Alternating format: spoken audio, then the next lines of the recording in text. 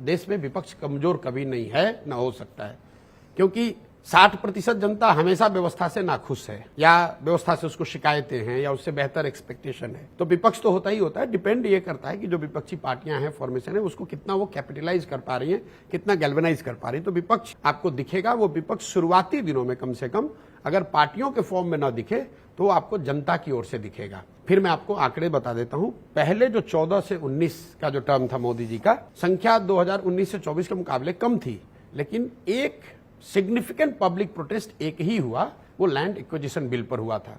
और इसकी चर्चा इतनी चैटर नहीं होती है, लेकिन वो फेसलेस था, पब्लिक का प्रोटेस्ट था और सरकार को 4 बार अध्यादेश सरकार ने रिन्यू किया, लेकिन अल्टीमेटली सरकार को बैक ट्रैक करना पड़ा। पूरे 5 साल में एक public agitation on record of significance. दूसरे टर्म में मोदी ज्यादा रही है, संख्या ज्यादा रही है, लेकिन 3 बड़े पब्लिक प्रोटेस्ट हुए और तीनों में सरकार को झुकना पड़ा। फार्मर्स प्रोटेस्ट में तीनों लॉ को वापस लेना पड़ा, CA/NRC को 4 साल तक एबेंस में रखा हुआ था, अभी लेकर आए हैं, और SC/ST एक्ट पर भी जो एजिटेशन शुरू हुआ, 10 दिन के अंदर सरकार को झुकना पड़ा। तो already 3 times increase in the second term. I see in coming tenure there will be more public protest और dissent of the scale that would be noticed, even if parties do not. किस तरह की चीजों पे हो सकता है ये? मैंने बताया वो तीनों चीज, क्योंकि जो रूरल डिस्ट्रेस है, रूरल वेज, जो स्टैग्नेशन ऑफ रूरल वेज, जो ग्रामीण अर्थव्यवस्था है, कोविड के बाद डिमोनेटाइजेशन, कोविड, GST जिसको कि फॉर्मलाइजेशन ऑफ इकोनॉमी कह रहे हैं, उसका फायदा तो है कि आपका GST बढ़ रहा है, लेकिन जो इनफॉर्मल इकोनॉमी थी उसमें उसका हिट भी हुआ है। और अगर उसको सरकार प्रोएक्टिवली एडिक्वेटली कॉम्पनसेट नहीं करती है तो वो कहीं ना कहीं डिस्ट्रेस बिल्ड हो रहा है। तो पब्लिक प्रोटेस्ट मुझे लग रहा है कि वो इन तीनों मुद्दों में किसी पर या इससे एसोसिएटेड मुद्दों पर, जैसे मान लीजिए बेरोजगारी है, तो जो आरक्षण पर आंदोलन होता है उसको आप बेरोजगारी से लिंक करके देख सकते हैं, क्योंकि लोगों को रोजगार नहीं मिल रहा है तो लोग खाली बैठे हैं। सरकार मारामारी है कि 10 सीट है भाई, मुझे पहले मिले कि आपको मिले। अगर there would have been plenty of jobs then probably there would be less people less worried about reservation पर से।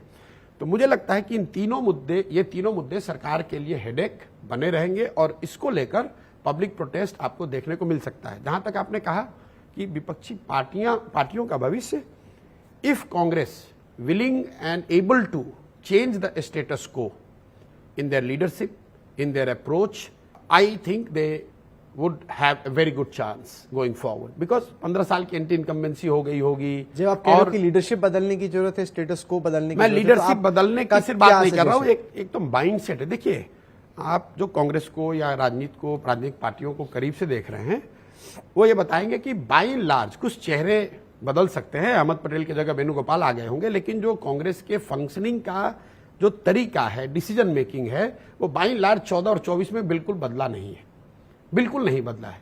बीजेपी को आप देखिए, उनको 2004 में वो हारे, 9 में हारे, 14 में जो बीजेपी चुनाव लड़ी वो एक नए नेतृत्व में नए तरीके से, भले सही हो गलत हो, लेकिन उन्होंने उसको चेंज किया। आडवाणी जी के नेतृत्व में जब भाजपा हारी तो they didn't continue with it, they change, they destabilise the status quo, they tinkered with it at least to begin with. तो मुझे लग रहा है कि कांग्रेस को जब स्टेटस को से हटना होगा, वो लीडरशिप में है, उनके काम करने के तरीके में है, पब्लिक आउटरीच में है, हर चीज में। स्टेटस को से अगर नहीं हटेंगे तो सिर्फ आप चाहे किसी ए को बनाइए, बी को बनाइए, उससे कोई फर्क नहीं पड़ने वाला। लेकिन if they do that, they would put a formidable challenge, they could put formidable challenge to Modi ji. आपने लीडरशिप की because you have to see in conjunction with internal weakness of BJP, which I have been telling, मतलब लोग पूछते रहते हैं BJP की क्या कमजोरी है, तो इन 10-12 सालों में जो बीजेपी की एक कमजोरी जो बढ़ती ही जा रही है एक तरीके से, जो कि उनकी सबसे बड़ी ताकत है, the over dependence of Narendra Modi. तो जैसे कांग्रेस की हालत थी, एक समय आया कि इंदिरा जी पे उनकी डिपेंडेंस इतनी हो गई कि जिस दिन इंदिरा जी थोड़ी अनपॉपुलर हुई तो सेकेंड लाइन कुछ बचा नहीं। मुझे लग रहा है कि बीजेपी भी उस दिशा में बढ़ गई है, जहां पर कि उनकी पूरी डिपेंडेंस जो है वो मोदी जी की पॉपुलैरिटी पर है। अगर वो थोड़ा सा हिला, as we go along, his popularity, his ability to transfer vote, his ability to fetch vote for at every level, be from panchayat to assembly to Lok Sabha, will be affected and data is already suggesting that it is already getting affected। मुझे लगता है कि वो दिक्कत आएगी।